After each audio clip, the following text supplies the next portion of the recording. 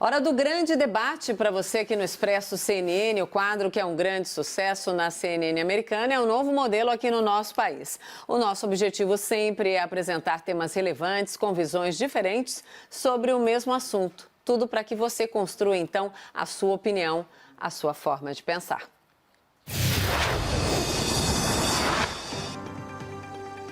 São Paulo tem mais de 8.200 mortes por coronavírus e mais de 123 mil casos da doença. Em todo o estado, a taxa de ocupação das UTIs está em pouco mais de 70%. A capital paulista apresenta uma taxa um pouco melhor, 63%. Ontem, o estado registrou 327 mortes em 24 horas. É o maior número desde o início da pandemia. E hoje foram 282 mortes. Mesmo assim, São Paulo manteve o plano de flexibilização da quarentena.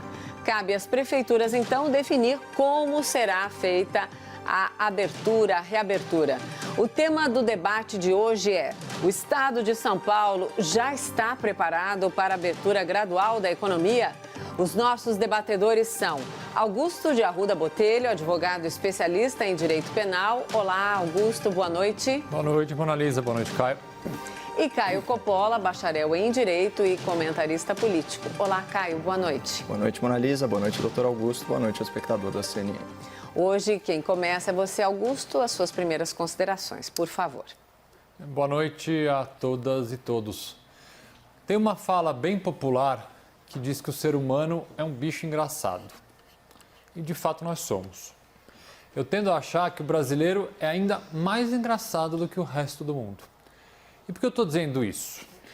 Digo porque, para muitos, não apenas aqui no Brasil, a pandemia meio que já passou. Matou muita gente, infectou muita gente, mas está aí, como se fosse aquele móvel velho no canto da sala, que a gente tem tanta preguiça de mudar, de pintar, de doar.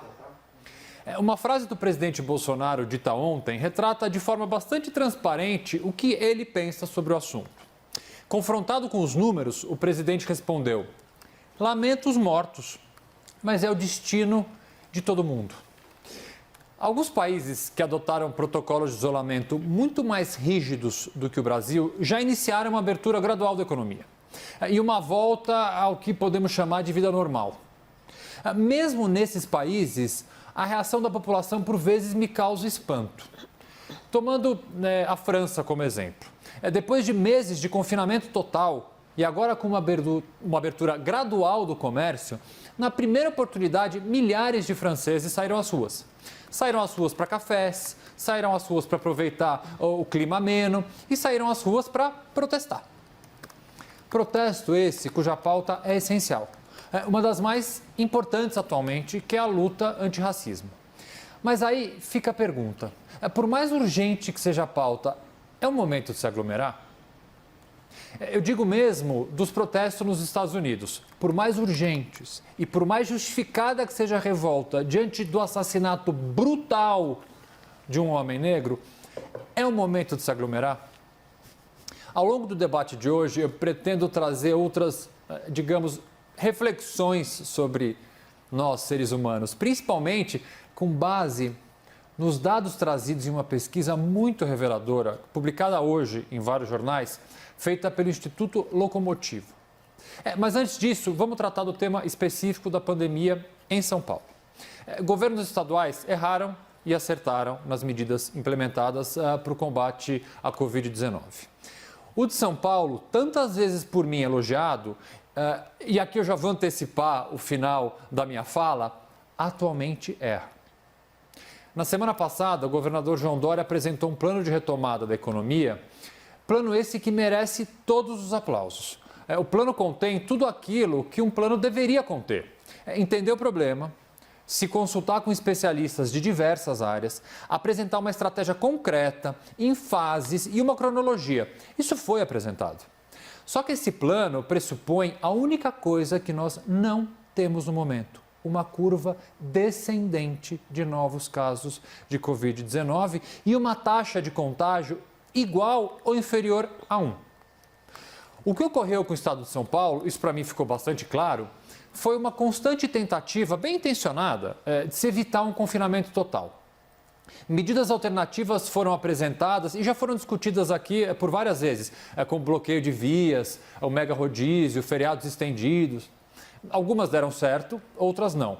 Mas claramente eram medidas com o fim de se evitar aquilo que deveria ter sido feito logo no início.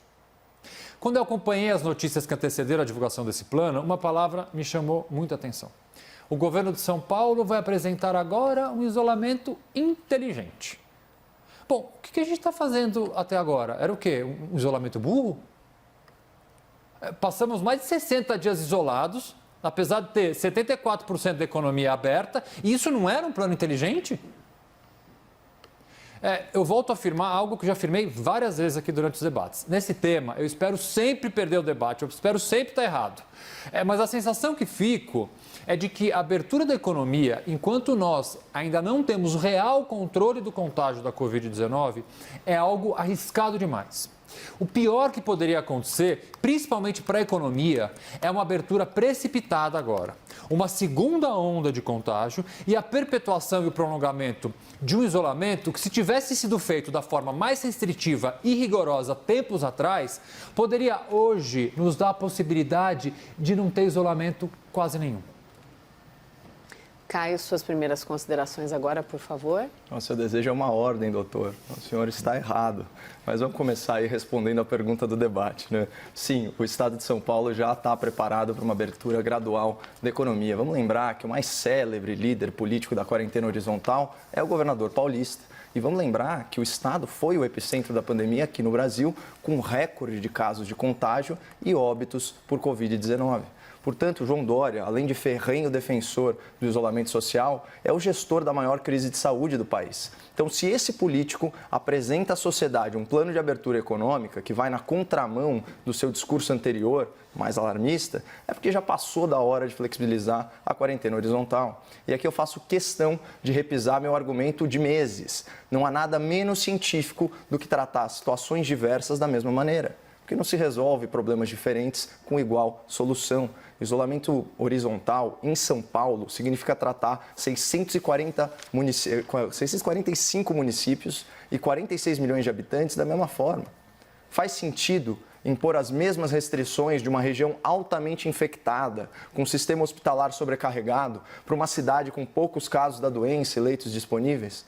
Faz sentido impedir atividades econômicas que, assim como a indústria, assim como a imprensa, conseguiram operar com protocolos rígidos de distanciamento social?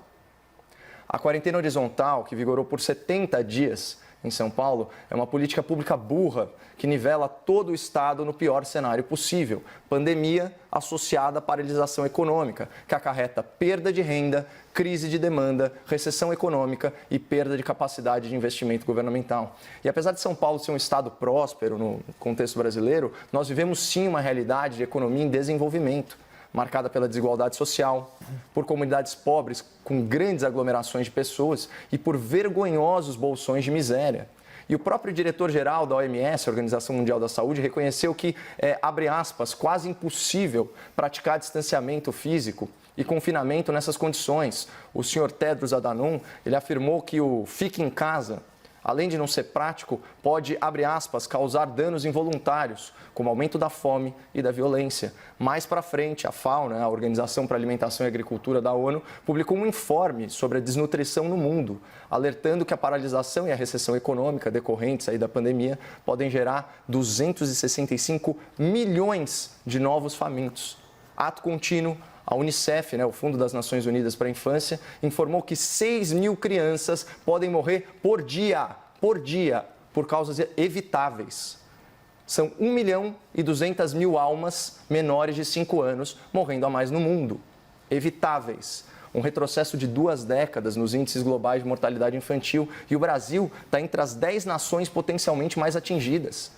Pessoal, crianças brasileiras, Bom, falando só de Brasil, um estudo internacional que a gente já debateu muito aqui comprovou cientificamente a relação direta que existe entre o aumento no desemprego e aumento da mortalidade na população jovem e adulta. E o Instituto Brasileiro de Economia, da Fundação Getúlio Vargas, já projetou vários cenários com mais de 12 milhões de novos desempregados. Então, é nesse contexto de desemprego, de fome, de miséria, de mortalidade infantil que se discute saúde pública. Não é lacrando fica em casa, alienado e de geladeira cheia. Para alguns, esse fica em casa é morra em casa. E, na real, a variável que realmente interessa no combate à pandemia, já falamos aqui, ela está a favor do Estado de São Paulo, que é a capacidade da rede médica. Quando o secretário municipal de saúde, vocês vão lembrar isso, de forma irresponsável, de forma alarmista, insinuou que a capital estava perto do colapso hospitalar, eu provei com dados do Conselho Federal de Medicina que aqui existem mais leitos de UTI por 100 mil habitantes do que em qualquer país desenvolvido do mundo. Pode pegar aí Alemanha, Japão, Reino Unido, Estados Unidos, não tem.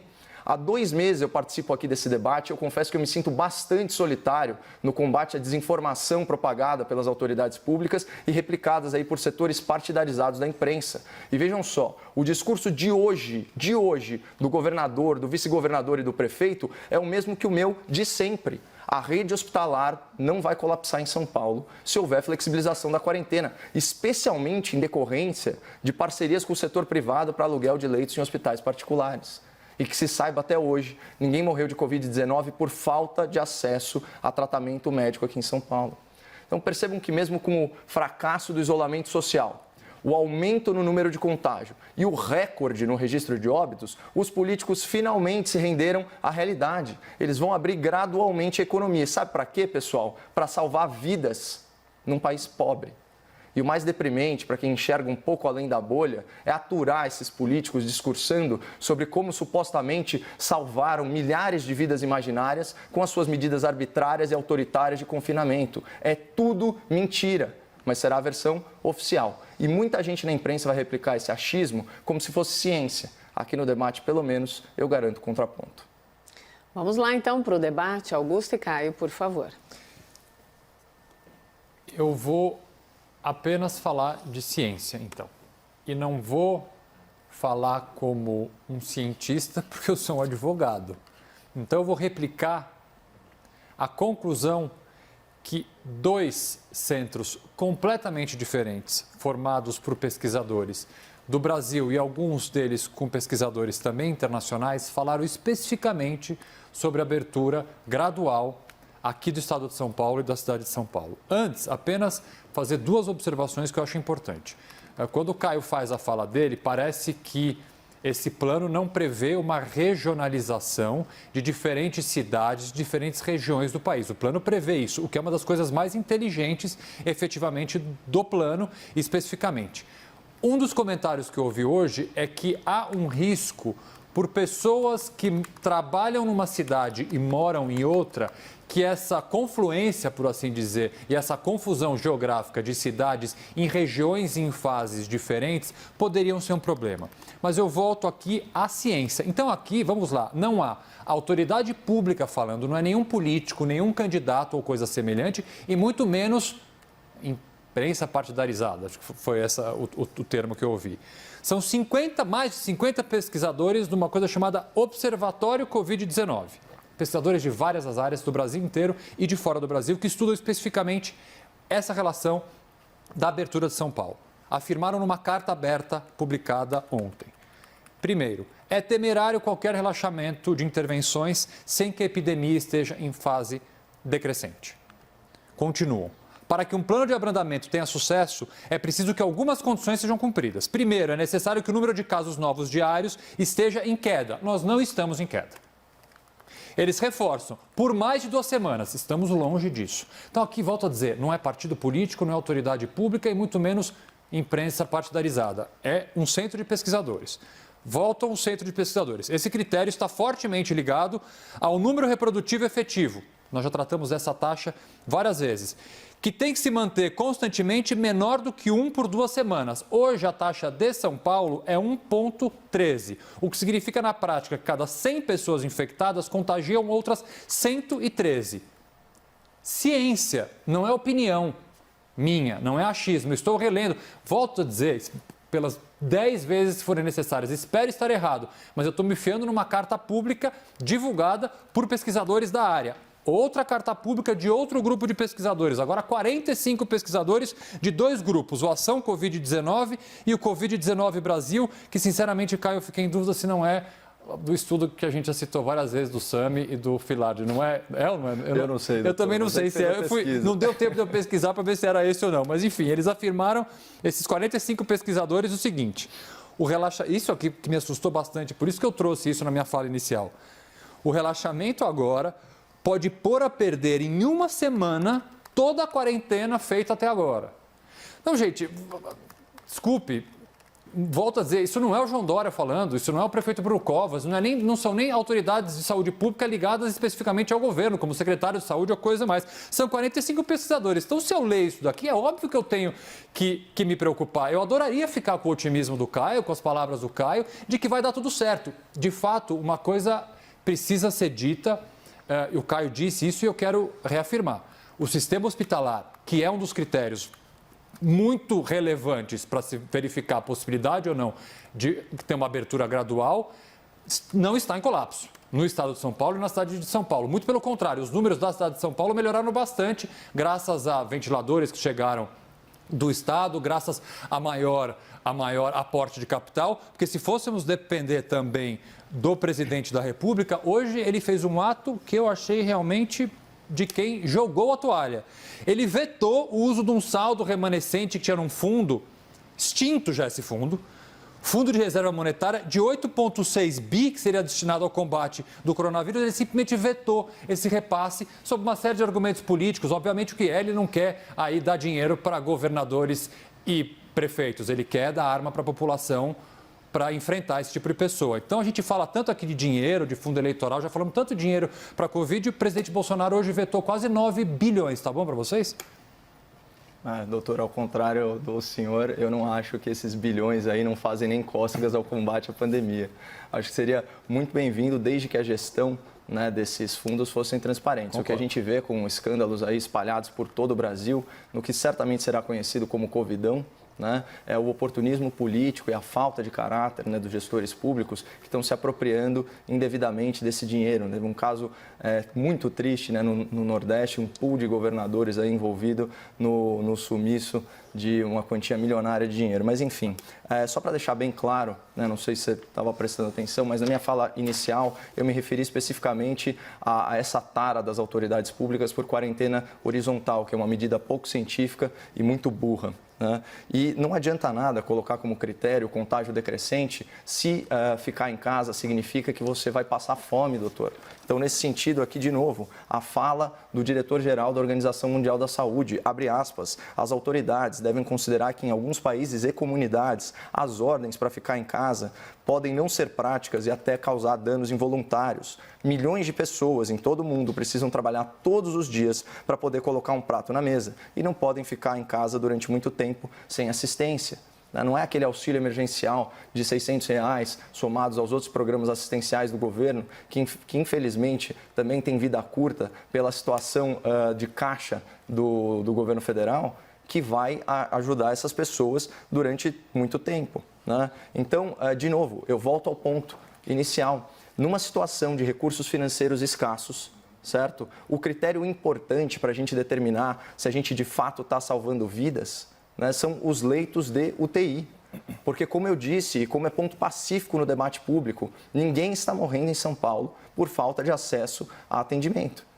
E os números que foram divulgados hoje, eles são alvissareiros. A Prefeitura de São Paulo disse que está só com 63% da sua capacidade hospitalar ocupada. Percebam que o Estado de São Paulo, ele divulgou esse mesmo número, só que com outra taxa, 85%. Então, o que mostra essa discrepância? É que no caso do número da Prefeitura, ela já inclui aquelas 11 parcerias com hospitais particulares. Então, perceba, espectador da CNN, como fazer parceria com um hospital privado, aí a custos módicos de R$ 2.100 a diária de leito de UTI, como isso aliviou o sistema. E era uma coisa que eu vivia falando aqui, passei 2 meses falando isso. E o Estado de São Paulo, também trazendo outros números bons, é o seguinte, ele já foi o estado recordista de casos e de óbitos, mas também tanto no valor nominal quanto no valor proporcional. Hoje é o 9º estado na proporção de óbitos por milhão de habitantes. Isso é uma grande conquista para o povo paulista. Então, quando a gente pega outros países, já São Paulo é um país, então vou tomar a liberdade de comparar com outros países como Espanha, França e Itália. Nesses países já há a reabertura econômica, inclusive com a reabertura de praias, de museus, até mesmo de escolas. Lá, a taxa de óbito por milhão de habitantes está 2 vezes superior à taxa aqui de São Paulo. Então, perceba que não existe uma irresponsabilidade. Desde que o sistema de saúde comporte o atendimento às pessoas, é perfeitamente possível e plausível a gente fazer a abertura econômica. Porque a gente está pesando aqui salvar vidas, tanto no campo da batalha, né, contra o vírus, quanto também na questão econômica, que eu já trouxe aqui para o espectador da CNN. Vamos lembrar que, por ser uma doença nova, né, e ser infectante aí de uma maneira sem precedentes, a gente está aprendendo agora como que a transmissão do vírus se dá. Né? Então, quando é por aerossol, quando é por gotículas, quanto tempo que o vírus permanece na superfície, se é possível ou não haver reinfecção. Mas o dado concreto que a gente tem com uma amostragem mais interessante é que em cidades que houve lockdown, e aqui eu vou citar os dados do governador de Nova York de novo, sem descontextualizá-los, né, é que 2/3 das infecções elas foram causadas em domicílio. Então, num contexto, Mona Lisa, só para fechar aqui, de uma cidade, por exemplo, como a capital de São Paulo, que você tem pelo menos 2 milhões de passageiros todos os dias usando a CPTM, né, os trens e o sistema de metrô, mais outros tantos milhões usando o sistema de ônibus. Numa cidade com 12 milhões de pessoas, cheias de comunidades carentes em que há grandes aglomerações, esse isolamento é para inglês ver. Então, a gente está penalizando o cidadão de 2 formas, né, com o contágio e também sem a possibilidade de praticar a sua atividade econômica e trazer sua comida para casa. Augusto? Eu falei que ia trazer para vocês alguns dados, eu falei reveladores, mas eles chegam a ser revoltantes, divulgados nessa pesquisa do Instituto Locomotiva, e pega bem o gancho do Caio, da falta de alimento e da população mais vulnerável. Olhem essa informação. 1/3 das famílias das classes A e B, solicitou auxílio emergencial de R$600 do governo federal. Isso daí E 69% dessas requisições foram aprovadas, fazendo com que 3,9 milhões de famílias ricas tenham algum integrante recebendo essa ajuda.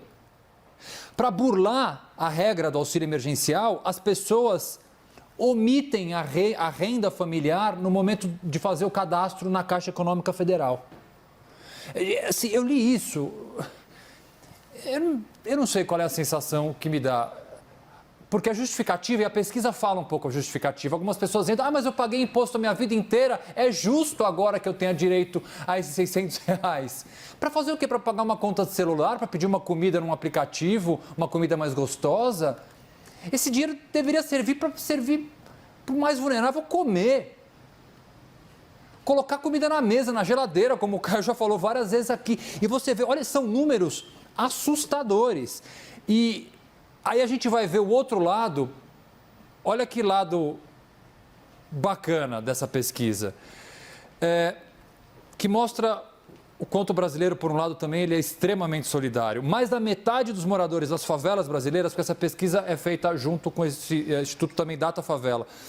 Mais da metade dos moradores da favela brasileira conseguiram receber o auxílio emergencial. Eles usaram esse recurso também para ajudar amigos e familiares. 95% deles para comprar comida. Então, enquanto de fato pessoas estão precisando desse auxílio, que eu critiquei tantas vezes aqui a demora de sair, etc., você tem 1/3 das famílias A e B mentindo de forma criminosa. Isso é crime. Você afirmar que você tem uma renda quando você não tem para obter um benefício é estelionato, é falsidade de lei, é uma série de crimes. Então, essa pesquisa mostra como a gente ainda tem, dentro do nosso país, pessoas que realmente eu tenho dificuldade para classificar. Doutor, eu também. Inclusive, assino embaixo aí desse comentário. É revoltante, eu não consegui disfarçar minha indignação, não conhecia esses números.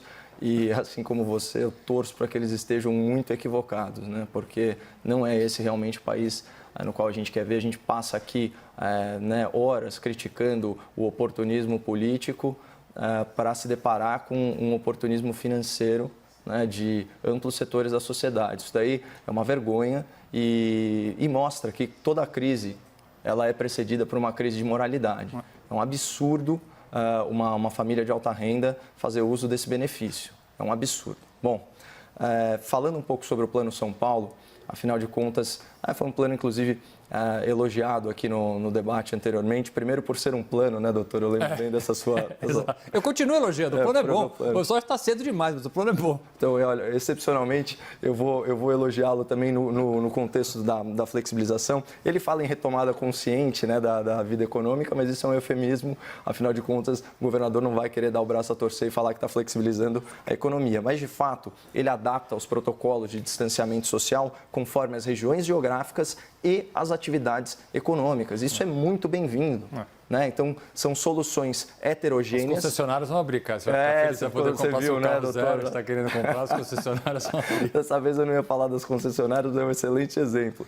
Mas o plano, de fato, ele estabelece os critérios técnicos, o doutor trouxe uma vez aqui, para graduar o status da pandemia, né, em cada região, inclusive ligado aí a números da saúde pública, né, e ele avalia o impacto econômico de cada atividade, sopesando com o risco dessa atividade de promover um aumento ou um pico de contágio. Né? Então, o que me impressionou foi o seguinte: o Plano São Paulo ele já estabelece protocolos, aí, pelo que eu contei, para mais de 10 setores, né, de atividades. E olha que engraçado, que política duvidosa da Prefeitura, né, capitaneada aí pelo senhor Bruno Covas.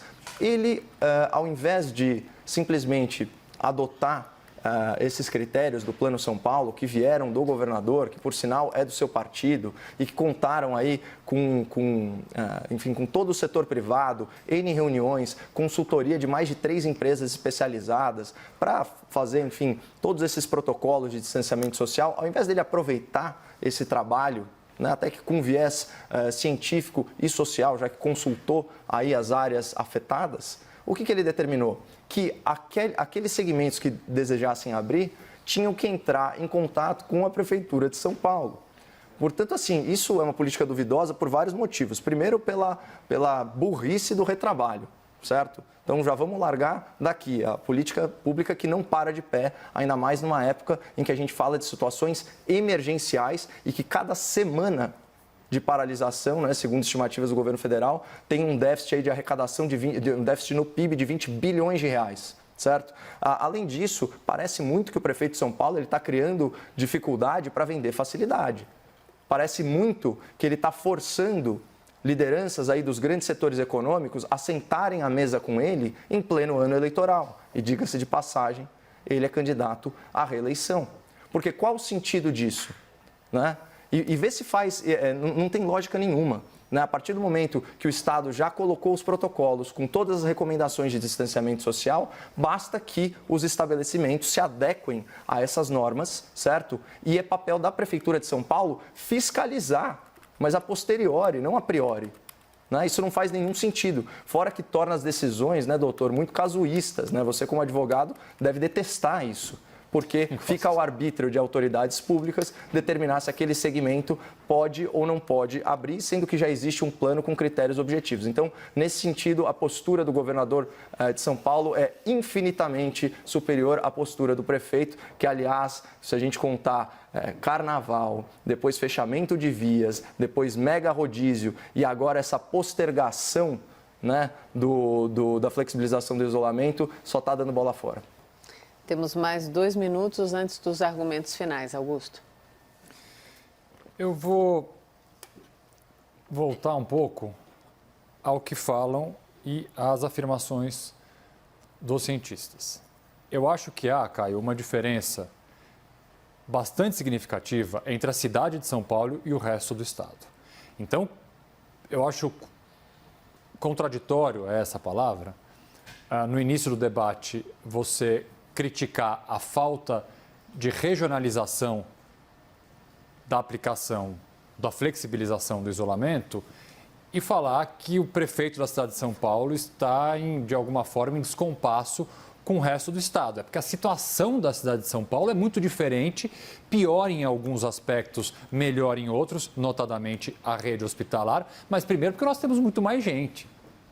Nós temos muito mais gente que estão saindo cada vez mais para as ruas, porque aqui é o centro econômico do país. Portanto, essa diferença no momento da flexibilização entre São Paulo e o resto do estado, e até cidades que estão próximas aqui de São Paulo, eu acho, obviamente por toda a leitura que eu fiz, nunca poderia falar como um especialista na matéria, porque não sou, mas com toda a leitura que eu fiz, eu acho o mínimo que a gente pode fazer é diferenciar o núcleo da cidade de São Paulo do resto. Vamos Já lá, passo então? para os meus argumentos finais? Eu acho que... não, Caio ainda... Aí os argumentos finais. Pode ser, Caio? Pode. Tem mais lá. uma fala ou já são meus argumentos Isso, finais? não, mais uma fala. Então vamos para os argumentos finais. Vamos lá, Caio. Bora. Tá bom, Moraliza. As regras do debate, né? Sim, Um debate só sobre isso. fazendo a contagem do tempo aqui, que com vocês dois, digamos, é um desafio. Mas Mas vamos lá. Bonzinho, né, doutor? Muito bonzinho. Os dois bonzinhos. Então vamos, Caio, por gentileza. Bom, eu obviamente sou um crítico aí de decisões homogêneas para situações distintas, como bem observou o doutor, mas assim, no caso do Plano São Paulo, né, a capital do estado, ela é classificada como fase 2. Né? Então, nesse sentido que houve essa divergência entre o prefeito e o governador. O prefeito quer que tudo fique no status quo ante, né? Que é dessa quarentena horizontal burra. E por que eu digo isso? Como ele mesmo divulgou aí, orgulhosamente, nas redes, a saturação do sistema aqui em São Paulo está em 63%. Só que ele só fez parceria com 11 hospitais privados. 11 hospitais. Ele tem pelo menos mais 120 reportando para ele diariamente o status dos leitos. Isso entre 200 instituições privadas de saúde. Então, a situação aqui ela está muito confortável, até porque, pelos dados de divulgação, pelos dados divulgados aí de média móvel de leito de UTI, houve uma queda sensível de 56 para 42. Então, a gente já atingiu aqui em São Paulo, ao que tudo indica, um platô em termos de número de óbitos. O sistema está comportando, então, gradualmente, conforme a atividade econômica, eu acho perfeitamente plausível. Inclusive, as concessionárias, doutor, para você poder comprar aí o seu carro novo. Quer comprar? Eu não, também. Eu acho que já dá para abrir sem grandes problemas. Vamos lá, Augusto. Eu torço para dar certo, gente. Eu já falei nesse tema aqui, eu posso estar errado quantas vezes forem necessárias, eu torço para dar certo, porque o que mais me preocupa é justamente o que eu já falei aqui no início. É um retrocesso, né? É uma reabertura, perceber que os números subiram exponencialmente, que em uma semana isso pode acontecer, e a gente ter que voltar para um patamar até inferior do que a gente já está hoje. Essa é a minha preocupação, porque aí é unânime em todos os especialistas, o que mais atacaria a economia. E eu vou terminar com uma fala do Renato Meirelles, que é fundador do Instituto Locomotiva, que fez essa pesquisa e que acho que traz uma certa esperança. Ele falou o seguinte: nas favelas ninguém morre de fome se o vizinho está comendo. É o contraponto da falta de solidariedade de quem está fraudando o auxílio emergencial. Não tenho dúvidas de que a elite tem muito a aprender com o morador de favela. Eu queria terminar com essa frase. Obrigada, Augusto. Boa noite, até amanhã. Obrigada, Caio. Boa noite, até amanhã. Boa noite.